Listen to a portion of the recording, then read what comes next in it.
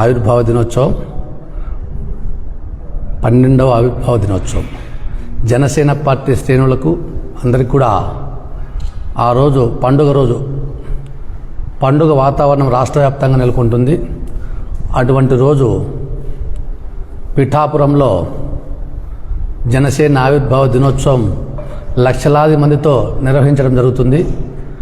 ఆ కార్యక్రమానికి జనసేన పార్టీ నాయకులు, కార్యకర్తలు, వీర మహిళలు, ప్రజలు లక్షలాదిగా, వేలాదిగా తరలి రావాలని చెప్పేసి కోరుతా ఉన్నాం. ఎందుకంటే ఈ రాష్ట్రం భవిష్యత్తు కోసం, రాష్ట్ర ప్రజల కోసం, తెలుగు ప్రజల కోసం పవన్ కళ్యాణ్ గారు జనసేన పార్టీని స్థాపించడం జరిగింది. ఎన్నో మహోన్నతమైనటువంటి సిద్ధాంతాలతో ఆయన ఈ పార్టీని స్థాపించారు. ఎందుకంటే ఈ రాష్ట్రంలో అరాచక పాలనను అంతమొందించాలి, ఈ రాష్ట్రాన్ని కాపాడుకోవాలని చెప్పేసి 11 సంవత్సరాల కిందట ఆయన జనసేన పార్టీని ఆవిర్భవించారు. అందుకు అనుగుణంగా ఆయన ఒక కార్యాచరణ ప్రకటించుకొని ఒక వ్యూహం ప్రకారం ఈ రాష్ట్రంలో జనసేన పార్టీని దినదిన అభివృద్ధి చేశారు. ఈరోజు జనసేన పార్టీ రాష్ట్రంలో కూటమి ఆధ్వర్యంలో అధికారంలో ఉంది. మనకు తెలుసు, గత 5 సంవత్సరాల్లో వైసీపీ చేస్తున్న అరాచక పాలన అంతమొందించాలని చెప్పి ఆయన ఎన్నో ఉద్యమాలు చేశారు, ఎంతో పోరాటం చేశారు, ఎన్నో ఇబ్బందులు పడ్డాడు. ఆయనతో పాటు జనసేన పార్టీ కార్యకర్తలు అయితేనేమి, నాయకులు అయితేనేమి ఎన్నో కేసులు అనుభవించి ఎన్నో కష్టాలు పడ్డారు.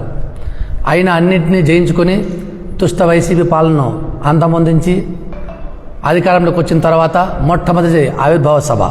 ఇటువంటి ఆవిర్భావ సభను విజయవంతం చేసుకోవాల్సిన బాధ్యత జనసేన పార్టీ శ్రేణుల మీద ఉంది. కాబట్టి తప్పకుండా లక్షలాదిగా తరలి వస్తారని చెప్పేసి తెలియజేస్తూ ఉన్నాం. ముఖ్యంగా హిందూపురం పార్లమెంట్ నుంచి, ఇక్కడి నుంచి కూడా అన్ని నియోజకవర్గాల నుంచి కూడా బస్సులతో తరలి వెళ్తున్నాం. వేలాది మంది కార్యకర్తలు ఇక్కడి నుంచి బస్సులు, జీపులు, కార్లలో తరలి వెళ్తా ఉన్నాం. ఈ కార్యక్రమానికి ప్రతి ఒక్కరు కూడా జనసైనికులు అంతా కూడా ఒక బాధ్యతలు తీసుకొని, ఎందుకంటే పిఠాపురం ఇక్కడి నుంచి కూడా చాలా దూరం ఉంటుంది, 800 కిలోమీటర్లు అవుతుంది. అందుకే ప్రతి జనసేన నాయకుడు, కార్యకర్త సభకు బయలుదేరి ఎలాంటి ఇబ్బందులు లేకుండా అంతా కూడా అక్కడ చేరుకోవాలని చెప్పేసి, ఎందుకంటే అక్కడ మా యొక్క నాయకులందరికీ కూడా పిఠాపురంలో, కాకినాడలో అక్కడ ఒక కళ్యాణ మండపం విడిది కూడా ఏర్పాటు చేశాం. అక్కడ భోజన సౌకర్యాలు కూడా ఏర్పాటు చేస్తూ ఉన్నాం. అదేవిధంగా బస్సులు కూడా ప్రతి నియోజకవర్గానికి బస్సులు సౌకర్యం కూడా ఏర్పాటు చేస్తూ ఉన్నాం. ప్రతి నియోజకవర్గానికి కూడా బస్సు పంపిస్తూ ఉన్నాం. ఎందుకంటే కార్లు, జీపులోనే కాకుండా అన్నింటిలో కూడా అన్ని 7 నియోజకవర్గాల్లో కూడా బస్సులు ఏర్పాటు చేస్తూ ఉన్నాం. కాబట్టి కార్యకర్తలు ఎలాంటి ఇబ్బంది లేకుండా బస్సుల్లో ప్రశాంతంగా రావచ్చు. ఎందుకంటే అక్కడ కూడా ఇబ్బందులు ఉండకూడదు కార్యకర్తలకు అని చెప్పేసి అందరికి కూడా ఒక కళ్యాణ మండపం, కాపు కళ్యాణ మండపం హిందూపురం పార్లమెంట్ నియోజకవర్గానికి సంబంధించినటువంటి నాయకులకు, కార్యకర్తలందరూ కూడా కాపు కళ్యాణ మండపం కాకినాడలో ఏర్పాటు చేయడం జరిగింది. ఆ యొక్క కళ్యాణ మండపం లొకేషన్ కూడా అందరికీ మేము పంపిస్తాం.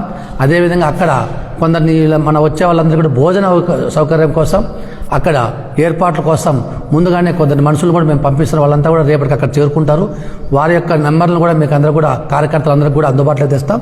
తప్పకుండా లొకేషన్ కూడా పంపిస్తాం. కాబట్టి ప్రతి కార్యకర్త ఆ యొక్క కాపు కళ్యాణ మండపంలోకి చేరుకొని అక్కడి నుంచి పిఠాపురం సభకు రావాలని చెప్పేసి అందరూ కూడా హిందూపురం పార్లమెంటు జనసేన పార్టీ నాయకులకు, కార్యకర్తలను కూడా తెలియజేస్తూ ఉన్నాం.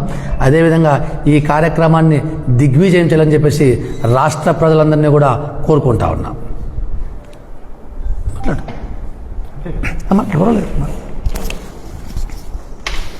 కంటిన్యూషన్ పెట్టే